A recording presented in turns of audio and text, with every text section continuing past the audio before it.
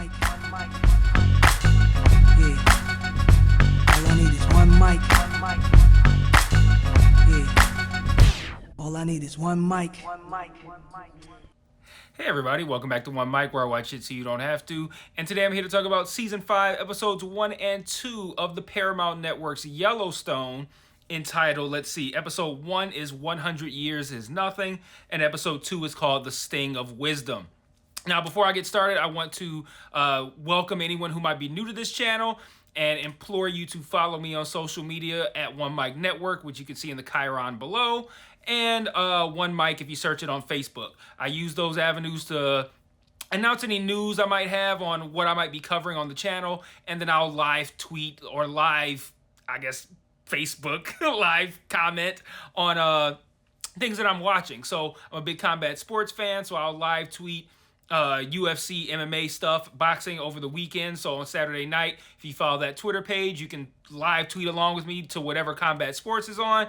And on One Mic, the Facebook page, I'll post what I'm watching, usually when it's something that I'm watching that I don't cover on this channel, and then I'll comment on it live while I'm watching it, just kind of giving my thoughts. So if that's something you want to follow me on those social media networks.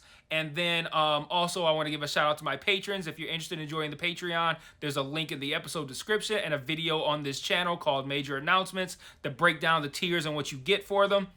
So I want to give a shout out to Delvin Cox, Brett Factual, Dez, Justice Smith-Williams, Brian Turner, Dancing Lights, Margaret Moffett, Esther. What happened to Esther? I have a list here. I don't know. Esther and Adam Weiss. Yes. Okay. So I don't know how they got cut off here, but at least I knew well enough to look for them. So Yellowstone is what we're here to talk about. And Yellowstone, I want to give a brief if you didn't watch, I have a video for seasons 1 through 4, my thoughts on the show as a whole. But I'm assuming you guys probably haven't watched that. So I'm just going to say Yellowstone, for me, it ranks very highly in the list of shows that presented me something I hadn't seen before. And if you're a fan of this channel, you know I award a shit ton of extra points to shows that do something I hadn't seen before.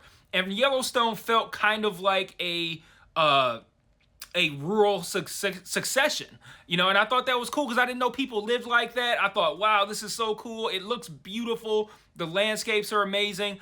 But I do think that Yellowstone kind of fits in this place where it's like the very, very, very high end of network television, or as I like to call it, popcorn television, stuff that's good, but you can you just chill and watch it. You don't have to get too analytical or get too much into themes and what does this mean and what does this represent. It's just a time for you to spend an hour, cut your brain off, and enjoy watching characters get into some shit, right?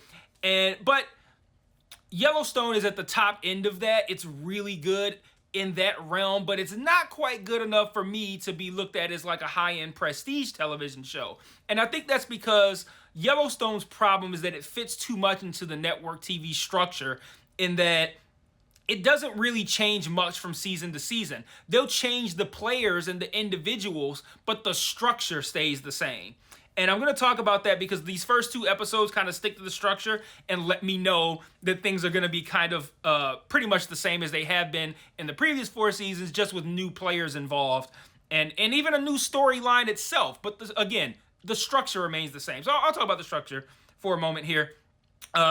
Every season, fancy people in suits from big cities show up and they want to build in Montana, on Montana land, usually on the Dutton Ranch.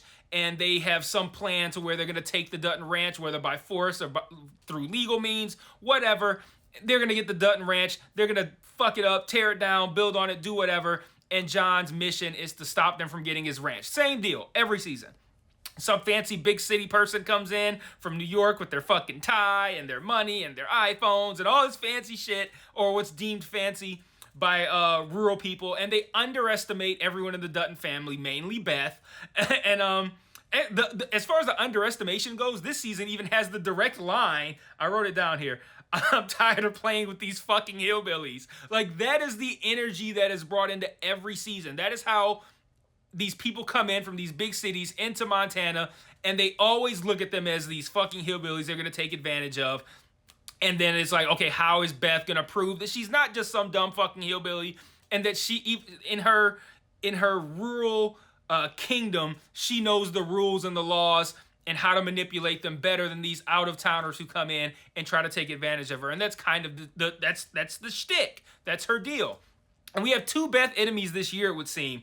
One of which, until I figure out her name, and maybe even after I figure it out, I'm just gonna call her dark-haired Beth. Like, they didn't even exercise any creativity with this woman. And we see her in episode 2. She works for Market Equities, and she comes in and she is, I mean, they don't even try to hide that they're modeling this character after Beth. And they get really blatant with, like, they put her in all black, so you know she's bad guy Beth. She has dark hair, so you know she's bad guy Beth. But then when she's being walked into the building, she emasculates the guy behind her, like, oh, if you're gonna check me out, at least have the decency to stare. And it's like, I'm disappointed that they thought that the people behind this show thought so little of their audience that they would do this blatant, like, anti-Beth and think that we're too dumb to notice that they didn't even try to make this character different from Beth. They were like, let's just make Beth, but just have her have dark hair and put her in black. Like, I don't like having my intelligence insulted, and that character is insulting to my intelligence. I'm sorry. And then they also have Caroline, who we saw a little bit of last year, who is also equally as ridiculous, but way over the top. She's like throwing glasses around, and she's the one who gave the fucking hillbillies line. She's having these temper tantrums, which is hilarious because she's so small and old. And it just really stretches the limits of believability. But it's like, at the same time, she's so entertaining that I kind of don't care. But it's just, man, Caroline is ridiculous and so over the top that it's like, okay, I really don't believe that there are people like this, but I'm sure that there are. But it's ridiculous. And, part of the structure, sorry, my eye is really itchy for some reason. Part of this structure, too, is that Beth always outmaneuvers the rich suit person from out of town. And, of course, she also is constantly shitting on and emasculating Jamie in the process.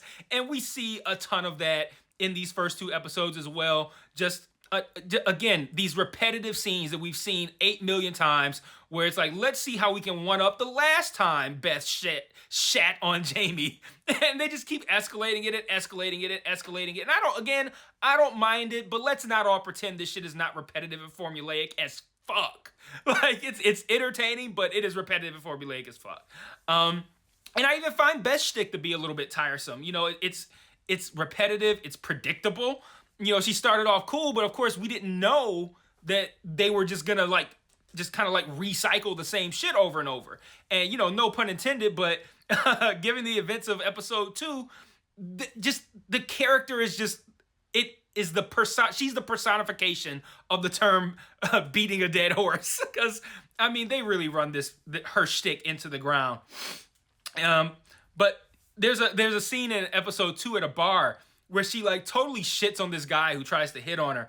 And it just really prompted an eye roll on my part because I'm like, why are they going to this well so often? This idea of hey, we gotta have Beth emasculate a guy, let's have that happen every episode. And it's one thing when it's in season 1, this comes off as powerful woman with her own agency and who is in charge and has no fear when it comes to dealing with men. And this is an emblem of power, I would think, for women if you're watching for season 1. By the time we get to season 5 and she's doing the same shit, it's just okay, well, she was powerful in season 1, but now it's just okay, she's unimaginative in season 5. Can we add some sort of complexity to her or something like that? I don't know, but that's just my thoughts on the show structure. But again, I sound like I'm shitting on the show, I think, to a degree, but at the end of the day, it really is just me playing both sides. You know, and I started off by talking about what I don't like, and at the end of the day, I think it's pretty inarguable and undeniable that this show has a very defined structure, and it just hits these same beats over and over and over every season after every season, and it's just a matter of how plausible is it, these storylines and these beats that it hits, how plausible is it, and is it going to get to a point where now I'm just rolling my eyes at everything? I'm just okay, come on, this is ridiculous. You see John hanging out of a helicopter shooting AR-15 at a fucking a truck that says New York City bigwigs on the side. I don't know how ridiculous it's gonna get, but I want to spend the remainder of this time kind of briefly going over what we learned in these first 2 episodes, and I'm going to break it down because these first 2 episodes are kind of just set up for the season, right? And I'm going to break down what we learned. This shouldn't take too long, and I'm going to break it down by character group. So I'm going to start with John, Beth, and Jamie. John sworn in as governor in the first episode, and immediately makes it known that he has a plan for Montana and for the people who live there, and for the people who come in and try to like I said, within the structure here, take the land, buy it up, destroy all the forests and the trees, so they can build cities and ski lodges and all that kind of shit. As governor, I wrote down, because I like this speech that he gives. I think it's maybe like midway to maybe like the back half of episode 1, but he talks about, at this press conference, all the things that he plans on doing as governor. So this isn't the same scene as the opening scene. He says he plans on shutting down the airport and surrounding commercial and housing developments, doubling property taxes for non-residents, taxing goods sold to non-residents, vehicle fees for non-residents, all that shit. He's essentially going to make it really shitty to be there if you are not a resident of Montana, if you don't live there. So that's good. I feel like that's going to really resonate with some people, but there's always going to be those people who look at infrastructure and like bringing in like more paved roads and more ski lodges and bringing more tourism and money as forward progress. And he says directly at the end of last season, he's the wall that stops forward progress. So he wants to keep everything the same. And I think that's going to be contrary to the wishes of a lot of his constituents as well. But he also makes political changes. He fires his chief of staff when this guy just misses one opportunity to give a direct answer. He fires this guy and replaces him with Beth. But more interestingly, and I don't know if this is what the show was trying to tell me, but it shows me that John's not great with anything political that isn't self-serving. Like, if it's not what he wants, if he's not in it, if it doesn't surround his desire to keep his land and to keep all these other people off of it, he don't even know what the fuck's going on. Like, they bringing up education shit, and he's like, I don't know what that is. It's almost like John thought being governor only entailed handling this situation that specifically pertains to him, and he gets in, he's like, wait, I gotta do other shit? Like, yeah, you do. So, and then Jamie proves himself to be just verbally proves himself to know what he's talking about. But too bad no one's listening, because the whole point is for Jamie to just be shat on. And he proves that he knows what he's talking about.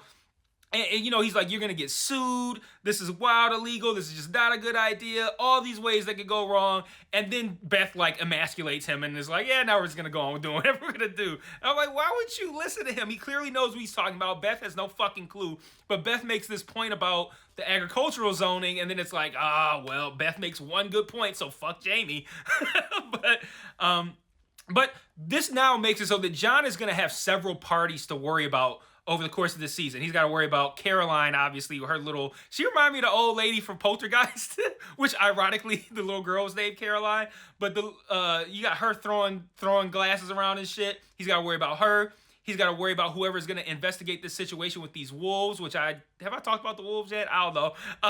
He's going to have to worry about Rainwater, which we don't see too much of in these first two. And he's going to have to worry about dark-haired Beth. So lots of potential issues for John. Casey, episode 1 has this story about him chasing down these stolen horses at the Canadian border, and he implies the Canadian police aren't going to punish these thieves. And I'm like, where is this going? But then that story never comes back around. Like, they don't talk about that at all in episode 2. And it seems like Casey's storyline really is going to be focused on his relationship with Monica, which I could not be less interested in, but hey, whatever. Casey has always been the least interesting character on the show. From season 1 to now, anytime Casey's on the screen, like, I almost slip into a coma. But he said to her last season that he had a vision of their ending when he was out in the middle of the woods and doing whatever he was doing. I forget, on drugs, having visions and shit. I don't know. I don't think he was on drugs. But we end episode 1 with this car accident where Monica had to drive herself to the hospital because he was handling the horse situation, and she's got Tate in the car, and she's having contractions, and she ends up in an accident. And long story short, they end up losing the baby. The baby was alive for an hour. They named him John. Baby ends up dying. And I don't know about you guys, but when Casey says he sees their ending, I've read numerous stories, news stories about how, and fictional stories as well, but like about how the loss of a kid can really weigh on a marriage. And he says in episode 2 that's not gonna be the end of them. and he says their ending is only going to be if he chooses to, and he would never choose that.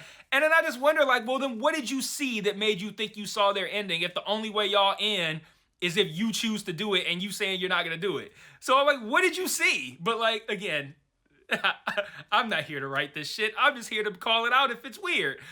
And I don't know. It seems to me that the only avenue to take, the only direction to take this storyline is that he will end it. And I'm wondering what's going to be the I guess the deciding factor. But I think that's where this is going. I think this is supposed to be 2 7-episode parts for this season, so 14 total episodes. That's a lot of episodes. Probably too many. But yeah, I'd imagine these next 12 episodes are going to build towards some sort of dissolution of the Casey-Monica relationship. And then I want to talk a little bit about some of these side stories involving like the bunkhouse, Rip, stuff like that. And I'm unsure what they're doing with these side stories this season. You know, I already thought the Casey and the horses thing was going to be like a side story or Casey's main story, but then they didn't even mention that in episode 2, so I don't even know why that was there in episode 1. But they instead just seem to shift the focus to this killing of these wolves and the plan to cover up these killings that ultimately fails when the one log gets stuck with the tag on it. This would not only come back on just the bunkhouse guys, but it'll likely cause problems for John as well as governor if these, you know, if not only the fact that these wolves from this park were murdered, but that that someone tried to cover it up. And that's inevitably going to come back on John. And then lastly, I want to talk about these flashbacks. Episode 1 had a flashback to young Beth, and we just see how she's always been shitty, like a shitty person. Like, we already knew that, but we just get more evidence. We see her being shitty to Rip, and then ultimately she ends up, I think we can assume she fucks this guy. She ends up fucking this guy that, after she calls Rip a pussy and he leaves, he says he's gonna thumb a ride home. He ends up being given one of the ranch trucks to drive back, and there's like, he said we'll just clown car it. So I'm assuming that means we're all gonna fit into, you know, jam everybody into one car. And then later when Rip's at the ranch and these people return, the same guy that gave up the truck for Rip to take home ends up presumably having sex with Beth in the back of this truck. And I don't understand what the purpose of that flashback was. Like, what did I learn that I didn't already know? I don't think I learned anything. I just learned that more examples of Beth being shitty. And then also, why do they both look about 12 to 15 years old, but are treated as adults? Like, they're being served alcohol. Like, the guy that gave him the truck looked like he was about 30. And then he's like making out with the Beth character who looks like she's 12. I'm like, did none of the people casting this look at this and go, this looks very like R. Kelly. Like, maybe we shouldn't do this. And they I don't know. That was really fucking weird. And then episode 2 has a flashback to a young John, Rip, Lloyd. There was a fourth. I'm not sure who that was. And they discover some kind of like poison or something that's being sprayed on plants or foliage or whatever, but it's killing their cows because it's getting in the water. We see it's killing fish. And we see them punish this same guy by presumably spraying the same shit around his house. There's like a dead bird there. You see dead foliage. He's got like sores on his skin.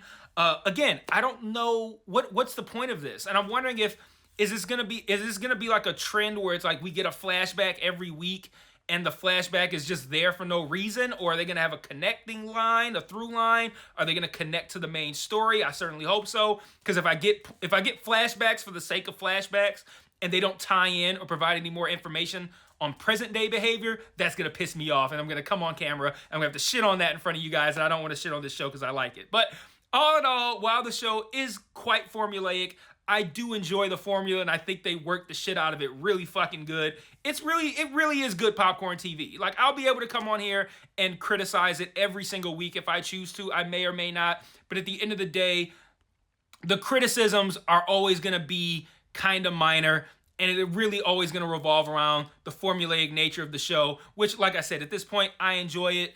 I'm here to ride with it. I'll be here for all 14 episodes, so I will see you guys next week for episode 3. Let me know what you thought in the comments, and until then, peace.